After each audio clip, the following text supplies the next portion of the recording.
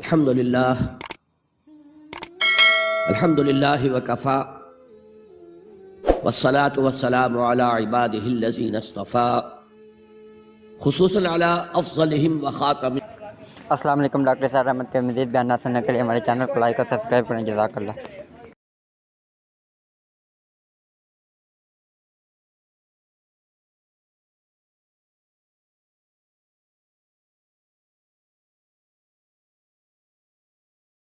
الرحیم فالذین آمنوا وعزروه ونصروه واتبعوا النور الذی انزل معه اولئک هم المفلحون. وقال عز وجل كما ورد في سورة آل عمران قل ان کنتم تحبون اللہ فاتبعونی یحببکم اللہ ویغفر لکم ذنوبکم واللہ غفور رحیم. قل اطیعوا اللہ ورسول فإن تولوا فإن اللہ لا يحب الكافرین. وقال عز وجل كما ورد في سورة التوبہ قل ان كان آباؤكم وابناؤكم وإخوانكم وأزواجكم وعشيرتكم وأموال اقترفتموها وتجارة تخشون كسادها ومساكن ترضونها أحب إليكم من الله ورسوله وجهاد في سبيله فتربصوا حتى يأتي الله بأمره والله لا يهدي القوم الفاسقين. صدق الله العظيم. وقال النبي صلى الله عليه وسلم لا يؤمن أحدكم حتى يكون هواه طبعا لما جئت به. وقال صلى الله عليه وسلم لا يؤمن أحدكم حتى أكون أحب إليه من والده وولده والناس أجمعين أو كما قال صلى الله عليه وسلم. رب اشرح لي صدري ويسر لي أمري واحلل عقدة من لساني يفقهوا قولي. اللهم ربنا الہمنا رشدنا واعذنا من شرور انفسنا. اللهم ارنا الحق حقا وارزقنا اتباعه وارنا الباطل باطلا وارزقنا اجتنابه. اللهم ربنا نور قلوبنا بالایمان واشرح صدورنا للاسلام ووفقنا لما تحب وترضى. اللهم ارزقنا حبك وحب حبيبك وحب من يحبك. آمین یا رب العالمین. معزز حاضرین اور محترم خواتین، السلام علیکم ورحمۃ اللہ وبرکاتہ. میری آج کی گفتگو کا موضوع ہے حب رسول کے تقاضے. ظاہر بات ہے کہ کوئی مسلمان ایسا نہیں ہوگا کہ جو مدعی نہ ہو کہ اسے حضور سے انتہائی محبت ہے، بلکہ جو عوام ہیں مسلمان وہ چاہے بے عمل ہوں لیکن ان میں جو حمیت اور غیرت رسول کے لیے ہے صلی اللہ علیہ وسلم، کہ ان کی حرمت پر کٹ بھرنے کے لیے تیار رہتے ہیں، تو اس سے میں سمجھتا ہوں کہ کوئی شخص بھی محروم نہیں ہے. لیکن اس حب رسول کے تقاضے کیا ہیں، ان کو سمجھنے کی ضرورت ہے. کہیں ایسا نہ ہو کہ ہم تو اپنے تئیں یہ سمجھتے رہے کہ ہم بہت عاشق رسول ہیں، محب رسول ہیں، لیکن آخرت میں جا کر قیامت کے دن ہم پر راز کھلے کہ نہیں، اللہ کو تو یہ شے قبول نہیں ہے، تمہارا دعویٰ رد. اس ضمن میں سب سے پہلے آپ کے سامنے ایک فارمولہ رکھنا چاہتا ہوں. دیکھیے اسلام کا تقاضا کیا ہے؟ اللہ کی اطاعت کرو اور اللہ کے رسول کی اطاعت کرو، یہ بنیاد ہے. حاکم مطلق اللہ ہے، شارع حقیقی اللہ ہے، اور اس کے نمائندے کی حیثیت اس کے رسول کو حاصل ہے صلی اللہ علیہ وسلم. اطیعوا اللہ و اطیعوا الرسول. اس سے جو انحراف کرے گا، میں نے ابھی آپ کے سامنے سورہ آل عمران کی 2 آیتیں پڑھی ہیں. قل ان کنتم تحبون اللہ فاتبعونی یحببکم اللہ. اے نبی ان سے کہہ دیجئے اگر تم اللہ سے محبت کرتے ہو تو میرا اتباع کرو، میری پیروی کرو، اللہ تم سے محبت کرے گا وَيَغْفِرْ لَكُمْ ذُنُوبَكُمْ، اور تمہاری خطائیں بھی بخش دے گا. وَاللَّهُ غَفُورٌ رَحِيمٌ، اور اللہ تو غفور بھی ہے رحیم بھی ہے. قُلْ اطیعوا اللَّهَ وَالرَّسُولَ، کہہ دو اطاعت کرو اللہ کی اور اللہ کے رسول کی. فَإِن تَوَلَّوْا، پھر اگر وہ اس سے روگردانی کریں، فَإِنَّ اللَّهَ لَا يُحِبُّ الْكَافِرِينَ، تو اللہ کو ایسے کافر پسند نہیں. یعنی اطاعت رسول سے انکار، اللہ کی اطاعت سے انکار، گویا کہ انسان دائرہ اسلام سے خارج ہو گیا. کبھی کوئی خطا ہو جائے، غلطی ہو جائے، گناہ کا صدور ہو جائے، اور انسان فوراً توبہ کر لے، فوراً رجوع کرے، پشیمانی اسے ہو جائے، عزم مصمم کر لے دوبارہ میں نہیں کروں گا، تو اللہ بخش دے گا. انما التوبۃ علی اللہ للذین یعملون السوء بجہالۃ ثم یتوبون من قریب، سورہ نساء میں فرمایا اللہ کے ذمے ہے ان لوگوں کی توبہ قبول کرنا. انما التوبۃ علی اللہ، اللہ کے ذمے ہے. جو کہیں غلطی سے، جہالت میں، نادانی میں، جذبات سے مغلوب ہو کر کوئی غلط کام کر بیٹھتے ہیں، لیکن فوراً توبہ کرتے ہیں، اللہ کی جناب میں رجوع کرتے ہیں، فوری توبہ اگر ہو جائے تو فوراً اللہ تعالیٰ کی مغفرت جو ہے ڈھانپ لیتے. لیکن اگر مستقل طور پر کسی ایک معصیت پر بھی ڈیرا ڈال دیا جائے، مثلا آج کی دنیا میں جو بہت بہت کامن شے ہے سود، جسے اللہ نے حرام قرار دیا، جس پر اللہ کی طرف سے اعلان جنگ ہے، فَأَذَنُوا بِحَرْبٍ مِّنَ اللَّهِ وَرَسُولِهِ، تو سن لو، الٹیمیٹم ہے اللہ اور اس کے رسول کی طرف سے. اسے اپنے کاروبار کا مستقل جز بنا لیا تو ایک غلطی، ایک گناہ بھی انسان کو ہمیشہ کے لیے جہنم میں ڈال سکتا ہے. بَلَا مَنْ كَسَبَ سَيِّئَةً وَأَحَاطَتْ بِهِ خَطِيئَتُهُ فَأُولَٰئِكَ أَصْحَابُ النَّارِ هُمْ فِيهَا خَالِدُونَ. کیوں نہیں؟ کسی نے جان بوجھ کر ایک بڑا گناہ کمایا، چھوٹے چھوٹے گناہ جو ہے، گناہ صغیرہ، وہ تو خود بخود بھی دھلتے رہتے ہیں، اللہ کی رحمت سے صاف ہوتے رہتے ہیں. لیکن کسی نے کبیرہ گناہ کمایا، جان بوجھ کر کیا، اور پھر اس پر ڈیرے ڈال دیے، اور وہ گناہ اس کے گھر گھیرا کر بیٹھا. احاطت بہ خطیئتہ فاولئک اصحاب النار ہم فیہا خالدون، تو وہ ہے جہنمی اور اس میں ہمیشہ رہنے والا. تو اطاعت اللہ کی، اطاعت رسول کی، یہ تو اسلام کا بنیادی مطالبہ ہے. اگر یہ بھی نہیں ہے تو پھر کچھ نہیں. اگر یہ نہیں تو بابا پھر سب کہانیاں. اب ذرا اس سے قدم اوپر اٹھیے. اطاعت کے ساتھ محبت، جب اللہ کی اطاعت کے ساتھ اللہ کی محبت جمع ہو جائے گی تو اس کا نام ہے عبادت. امام ابن تیمیہ رحمۃ اللہ علیہ کے جو شاگرد رشید ہیں، حافظ ابن قیم رحمۃ اللہ علیہ، انہوں نے عبادت کی ڈیفینیشن کی ہے. عبادت کیا ہے؟ العبادت تجمع اصلین، دو بنیادی چیزوں کو جمع کرنے سے عبادت وجود میں آتی ہے. غایت الحب وغایت الذل والخضوع، حد درجے کی اللہ کی محبت اور حد درجے میں اللہ کے سامنے گویا کہ پست ہو جانا، جھک جانا، بچھ جانا. انتہائی اطاعت، انتہائی محبت. انتہائی میں کیوں کہہ رہا ہوں؟ سورہ بقرہ کے 20ویں رکوع کی پہلی آیت ہے، والذین آمنوا اشد حبا للہ، اور جو لوگ صاحب ایمان ہوتے ہیں وہ شدید ترین ہوتے ہیں اللہ کی محبت میں. بعد میں یہ تو مثبت انداز ہے، منفی انداز میں جو آیت آئی ہے وہ بہت سخت وعید والی ہے، وہ میں بعد میں آپ کو سناؤں گا، تلاوت میں نے کی ہے. فارمولہ یہ ہے، اللہ کی اطاعت جمع شدید محبت برابر ہے عبادت کے.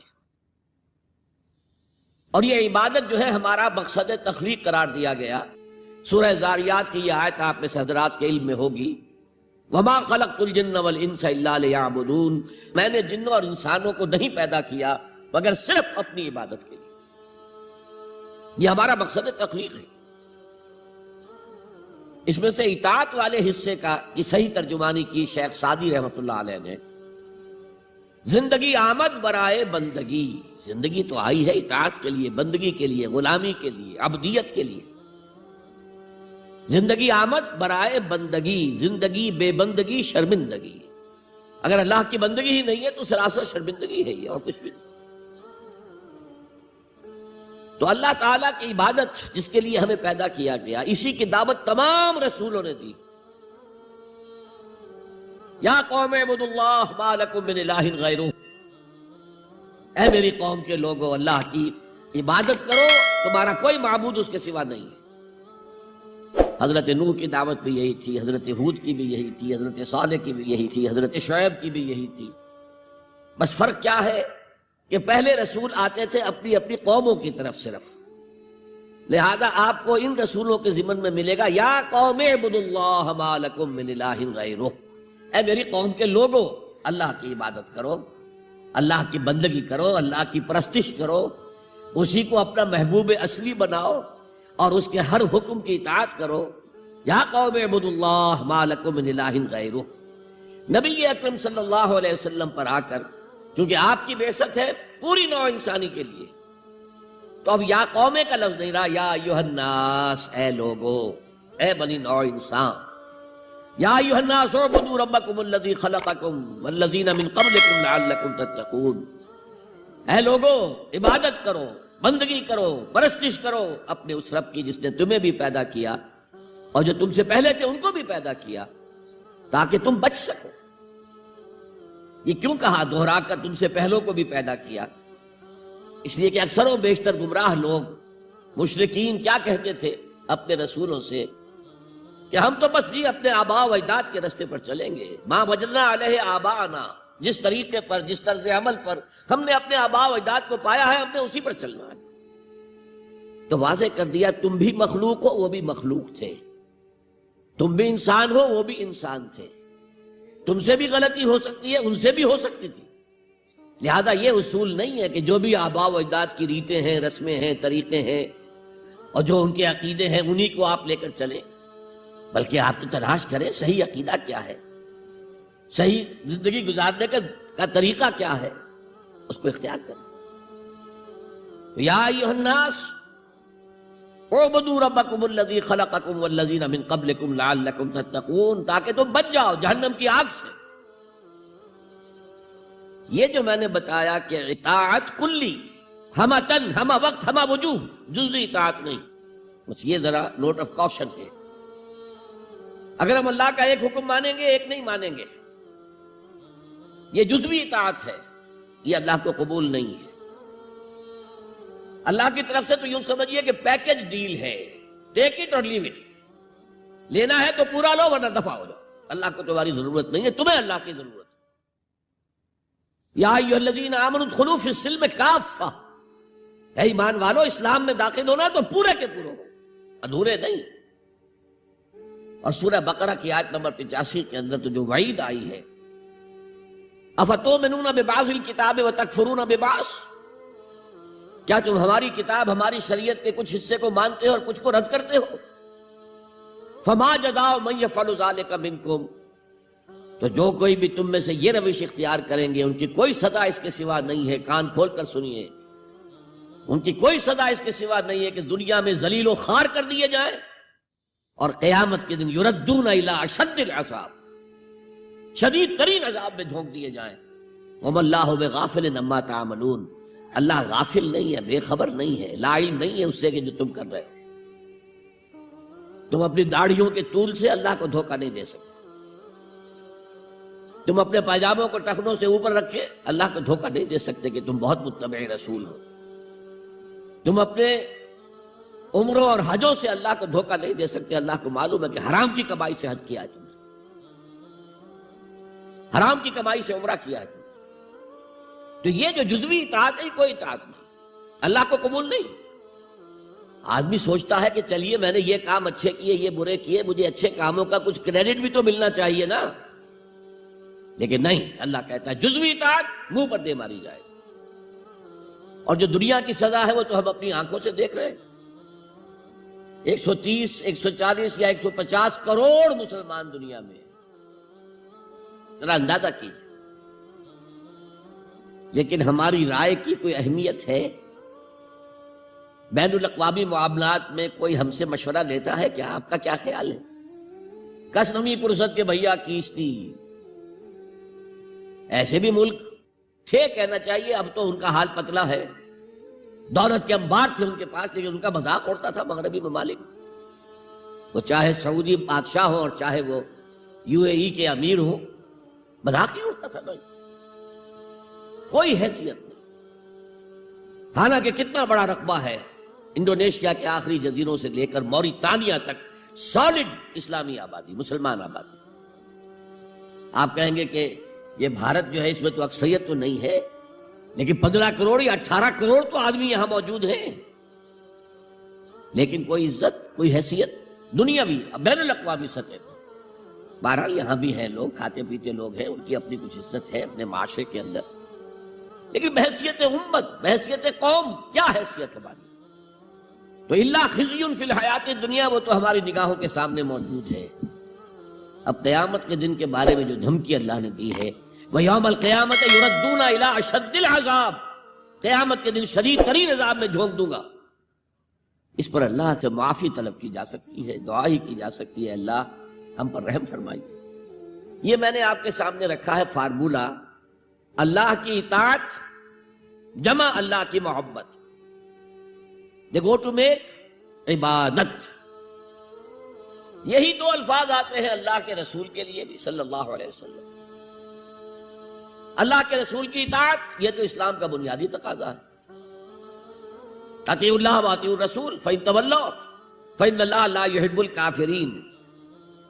اطاعت کرو اللہ کی، اطاعت کرو رسول کی، پھر اگر یہ منہ موڑ لیں تو اللہ کو ایسے کافر بالکل پسند نہیں، تو کفر کا فتویٰ ہو رہا ہے۔ لیکن اللہ کے رسول کی اطاعت کے ساتھ محبت کو جمع کیجئے۔ میں نے ابھی آپ کو حدیث سنائی ہے، حضور نے فرمایا لا یؤمن احدکم حتی اکون احب الیہ من والدہ وولدہ والناس اجمعین۔ تم میں سے کوئی شخص مومن ہو ہی نہیں سکتا جب تک کہ میں اسے محبوب تر نہ ہو جاؤں، اپنے باپ سے، اپنے بیٹے سے اور تمام انسانوں سے۔ تو اللہ کے رسول کی اطاعت جمع اس کی محبت۔ اس محبت کے ضمن میں ایک واقعہ یاد آیا جس سے اندازہ ہوگا کہ کس قدر اپنائیت تھی، کتنا قرب تھا حضور کے اور حضرت عمر فاروق رضی اللہ تعالیٰ عنہ کے مابین۔ ایک مرتبہ حضور دریافت کرتے ہیں حضرت عمر سے، عمر تمہیں مجھ سے کتنی محبت ہے؟ اب آپ سوچئے، ذرا سا بھی مغایرت کا باریک سا پردہ بھی اگر کہیں ہو تو کیا یہ سوال کیا جا سکتا ہے؟ تو انتہائی قریبی شخص سے ہی کیا جائے گا، تمہیں مجھ سے کتنی محبت ہے؟ عرض کیا آپ مجھے دنیا کے ہر انسان سے بڑھ کر عزیز ہیں۔ فرمایا اور اپنی جان سے؟ اب ذرا سا توقف کیا حضرت عمر نے، الان ہاں اب میں یہ بھی کہتا ہوں کہ آپ مجھے میری جان سے زیادہ عزیز ہیں۔ تو حضور نے فرمایا اب آئے ہو مقام مطلوب پر۔ تو رسول کی اطاعت جمع محبت، اس کا نام ہے اتباع، پیروی کرنا۔ فرق کیا ہے؟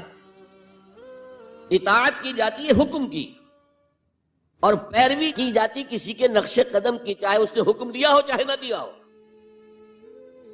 جو وہ کرتا ہو کرنا۔ یہ ہے اتباع۔ یہ اطاعت سے بہت بلند شے ہو گئی۔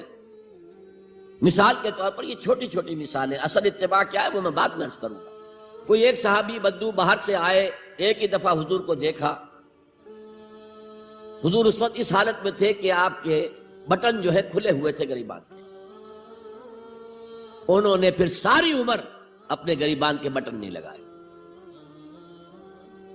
میں نے اللہ کے رسول کو اس حال میں دیکھا ہے، میں تو ان کی پیروی کروں گا، حضور نے کوئی حکم تو نہیں دیا تھا۔ تو یہ جو محبت، شدید محبت کے تحت جو بات آئے گی، اس کا نام اتباع ہے۔ اور اس اتباع کا مقام کیا ہے وہ آیت میں سنا چکا ہوں آپ کو، قل ان کنتم تحبون اللہ فاتبعونی یحببکم اللہ۔ اے نبی ان سے کہہ دیجئے اگر تم اللہ سے محبت کرتے ہو تو میرا اتباع کرو، میرے نقش قدم پر چلو، میری پیروی کرو، اللہ تم سے محبت کرے گا، تم اللہ کے محب نہیں محبوب بن جاؤ۔ اور اگر کہیں کوئی لغزش ہو گئی، کوئی خطا ہو گئی، کہیں جذبات کے رو میں بہہ کر کوئی گناہ کر بیٹھے تو اللہ معاف فرما دے گا، اللہ بڑا غفور ہے، اللہ بڑا رحیم۔ مطلب یہ کہ راستہ تم نے یہ طے کر لیا کہ چلنا مجھے محمد کے پیچھے ہے صلی اللہ علیہ وسلم. اب چلتے چلتے کبھی پاؤں پھسل گیا، کہیں گر گئے، کوئی بات نہیں، اٹھو فوراً، توبہ کرو اور آگے بڑھو. تو خطا اگر ہو بھی جائے گی، کہیں لغزش ہو جائے، کہیں چلتے چلتے پاؤں پھسل جائے کیچڑ میں، یا کوئی کیلے کا چھلکا آ گیا پاؤں تلے، گر گئے، کوئی حرج نہیں، اٹھو دوبارہ. لیکن نقش قدم جو ہے محمد کا صلی اللہ علیہ وسلم، اس پر چلنا. یہ اس اتباع کا ذکر آیا ہے سورہ اعراف کی ان آیات میں. آپ کو معلوم ہے کہ حضرت موسیٰ علیہ السلام کو جب تورات پر طلب کیا گیا تو کوہ طور پر تورات دینے کے لیے، تو پہلے 30 دن کے لیے بلایا تھا، پھر 10 دن کا اور اضافہ کر دیا گیا، 40 دن ہو گئے. فَتَمَّتْ مِيقَاتُ رَبِّكَ 40 لَيْلَةً. اس اثنا میں پیچھے فتنے میں مبتلا ہو گئے بنی اسرائیل. سامری، اس نے ایک ڈھونگ رچایا اور ایک بچڑا جو ہے وہ سونے چاندی کا بنایا ہوا بچڑا ڈھال کر کھڑا کر دیا. اس میں سے کوئی تھوڑی سی آواز بھی نکلتی تھی، کوئی ایسی ہے کہ ہوا گزرتی تھی تو آواز سے آتی تھی. کہا یہ ہے تمہارا الہ. یہ تو موسیٰ تو بھول گیا کہاں گیا ہے، کوہ طور کے اوپر کس خدا سے ملنے گیا ہے، خدا تو یہ ہے. اور بنی اسرائیل کے بہت سے لوگ اس فریب میں آ گئے اور بچڑے کی پوجا کر رہے تھے. اب جب حضرت موسیٰ آئے، اور آپ کو معلوم ہے حضرت موسیٰ کا مزاج جلالی تھا، وہ پتھر کی تختیاں لے کر آئے تھے کہ جن پر کوہ طور پر اللہ تعالیٰ نے اپنے احکام عشرہ جو ہیں، 10 کمانڈمنٹس مشہور، وہ کندہ کر کے آپ کو دیے تھے، وہ ہاتھ میں لے کر آئے. یہاں معلوم ہوا یہ صورت پیش آ گئی ہے. فَأَلْقَى الْأَلْوَاحَ، تو وہ تختیاں تو آپ نے زمین پہ ڈالی، اور پھر جو احتساب کیا ہے، پہلے تو اپنے بھائی حضرت ہارون کا، ان کی داڑھی کے بال پکڑے، ان کے سر کے بال پکڑے اور کھینچا اپنی طرف. اس نے کہا کہ بھائی مجھے ذلیل نہ کرو لوگوں کے سامنے، میں نے انہیں روکا لیکن یہ تو مجھے قتل کرنے پر تل گئے تھے، اور مجھے اندیشہ یہ ہوا کہ کہیں آپ واپس آ کر یہ نہ کہیں ان فرقت بین بنی اسرائیل، کہ تم نے جو بنی اسرائیل کے درمیان تفرقہ پیدا کر دیا. تو میں نے کہا آپ ہی واپس آ کر نپٹے. اب پہلی بات نوٹ کیجئے، تاریخ انسانی کا یہ عظیم واقعہ ہے. کئی ہزار یہودی اپنے اپنے قبیلے کے لوگوں کے ہاتھوں ذبح کیے گئے. اس پر اللہ تعالیٰ نے حکم دیا اور حضرت موسیٰ نے وہ حکم دیا. اللہ کا حکم موسیٰ نے پہنچایا کہ 12 قبیلے ہیں نا، ہر قبیلے کے جن لوگوں نے یہ حرکت کی ہے ان کو اسی قبیلے کے لوگ اپنے ہاتھ سے ذبح کریں. اب یہ بہت بڑی توبہ تھی، بہت بڑی توبہ تھی، بہت بڑی توبہ تھی، اپنے قبیلے کے لوگوں کو قتل کر دینا. پھر وہ 70 نمائندے لے کر تمام جو بڑے لوگ تھے کوہ طور پر حاضر ہوئے، اجتماعی طور پر اللہ سے عفو و درگزر کی درخواست بھی کرنے کی. وہاں اللہ نے زبردست زلزلہ بھیج دیا، محسوس ہوا اب سب ہلاک ہو جائیں گے. حضرت موسیٰ نے کہا پروردگار تو چاہتا تو مجھے اور اس قوم کو پہلے ہی ہلاک کر دیتا، تو ہمیں نکال کر لایا ہے آل فرعون کے پنجوں سے، تو نے ہمیں نجات دی ہے، تو پروردگار ہمارے لیے اپنی رحمت طے کر دے، لکھ دے. فاکتب لنا، ہمارے لیے طے کر دے، لکھ دے اپنی رحمت. اس پر فرمایا اللہ نے دیکھو موسیٰ، میری ایک رحمت تو عام ہے، وسعت کل شیء، رحمتی وسعت کل شیء، ہر شے کے ساتھ، اور ایک میری خاص رحمت ہے، وہ میں لکھ دوں گا، طے کر کے رکھ دوں گا. للذین یتبعون الرسول النبی الامی، ان لوگوں کے لیے جو میرے رسول نبی امی پر ایمان لائیں گے اور ان کا اتباع کریں گے. یہاں بھی لفظ اتباع آیا، اور اس میں پھر حضور صلی اللہ علیہ وسلم کی کچھ شان بیان ہوئی ہے، بات لمبی ہو جائے گی. اور پھر فرمایا یہ گویا کہ اتباع کی تفسیر آ رہی ہے. اتباع کا مطلب کیا ہے؟ فالذین آمنوا بہ وعزروہ ونصروہ واتبعوا النور الذی انزل معہ اولئک ھم المفلحون. تو جو لوگ ان پر ایمان لائیں گے اور جو ان کی تعظیم کریں گے اور جو ان کی نصرت کریں گے، مدد کریں گے، اور جو اس نور کی پیروی کریں گے جو ان کے ساتھ نازل کیا جائے گا، تو وہی ہوں گے مفلحون، وہ ہوں گے کامیاب ہونے والے. فلاح یافتہ لوگ وہ ہوں گے جو یہ 4 رشتے ہمارے اس رسول نبی امی کے ساتھ پختگی کے ساتھ قائم کر لیں. یہ 4 رشتے کیا ہیں؟ اتباع رسول کا تقاضا اول تو ان 4 الفاظ کے حوالے سے سمجھیے، پھر ذرا ایک دوسرے انداز میں بھی بیان کروں گا۔ فالذین آمنوا بہ، پہلا قدم ایمان، لیکن ایمان کے سمجھ لیجئے اچھی طرح 2 درجے ہیں۔ آپ میں سے بہت سے حضرات کو مجھے توقع ہے ایمان مجمل، ایمان مفصل یاد ہوں گے۔ ایمان مجمل کیا ہے؟ آمنت باللہ کما ہوا باسمائہ و صفاتہ و قبلت جمیع احکامہ اقرار باللسان و تصدیق بالقلب۔ پہلا درجہ ہے اقرار باللسان، اشہد ان لا الہ الا اللہ و اشہد ان محمد رسول اللہ۔ کوئی ہو، ہندو ہو، سکھ ہو، پارسی ہو، عیسائی ہو، یہودی ہو، یہ کلمہ پڑھے اور وہ مسلمان ہو گیا۔ اقرار باللسان پر ہمارا دنیا میں مسلمان سمجھا جانا موقوف ہے، لیکن اصل ایمان یہ نہیں ہے۔ اصل ایمان ہے تصدیق بالقلب، دل میں یقین۔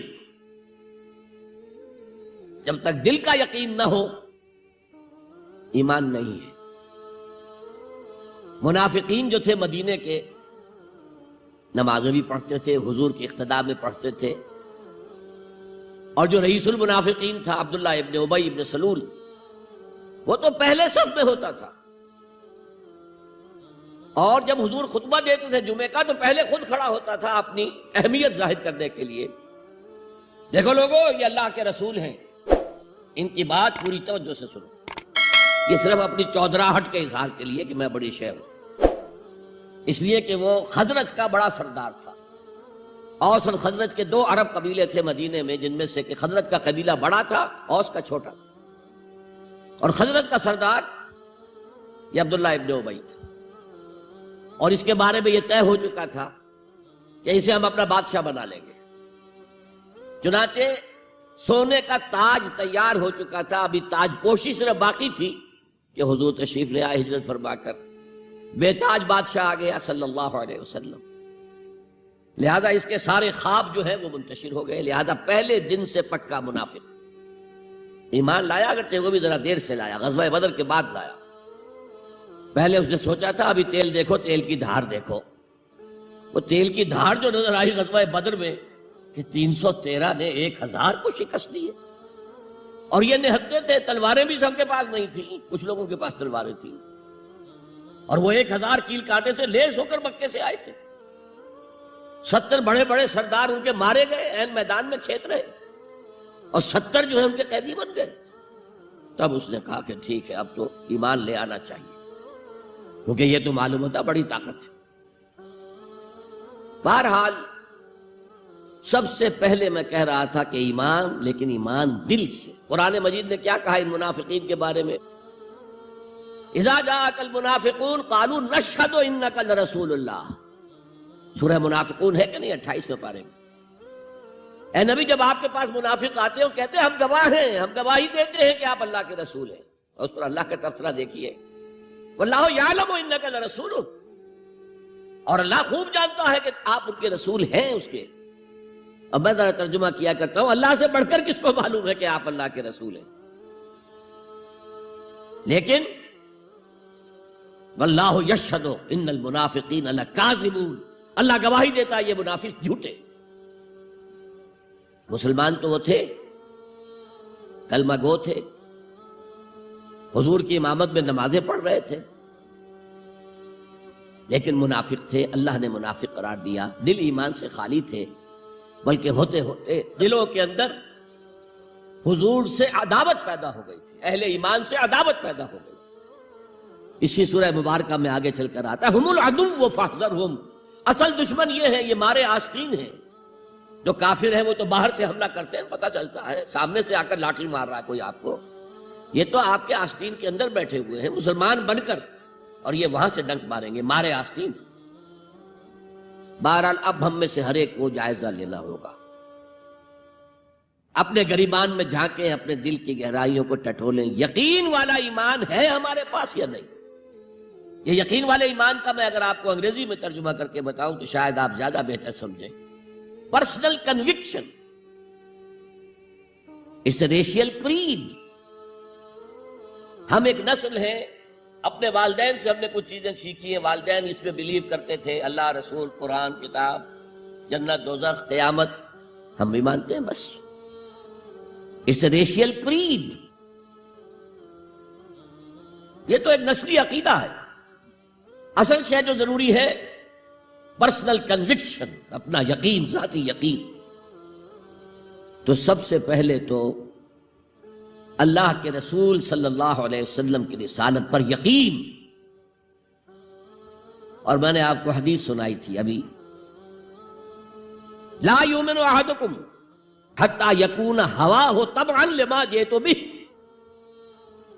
تم میں سے کوئی شخص مومن نہیں ہو سکتا جب تک اس کی خواہش نفس تابع نہ ہو جائے اس ہدایت کے، اس قرآن کے، اس شریعت کے، ان احکام کے جو میں لے کر آیا ہوں. اگر خواہش نفس اوپر ہے اور اللہ کا حکم نیچے ہے تو مومن کہاں سے ہوئے تم؟ اللہ کے حکم سے نماز تو پڑھتے ہو، روزہ رکھتے ہو، سودی کاروبار کرتے ہو اور اللہ کے حکم کو پاؤں تلے رگڑتے ہو. یہ کیا اسلام ہے؟ یہ تو وہی ہے، افتؤمنون ببعض الکتاب وتکفرون ببعض فما جزاء من يفعل ذلك منكم الا خزي في الحياة الدنيا ويوم القيامة يردون الى اشد العذاب. السلام علیکم ڈاکٹر صاحب احمد کے مزید بیانات سننے کے لیے ہمارے چینل کو لائک اور سبسکرائب کریں. جزاک اللہ.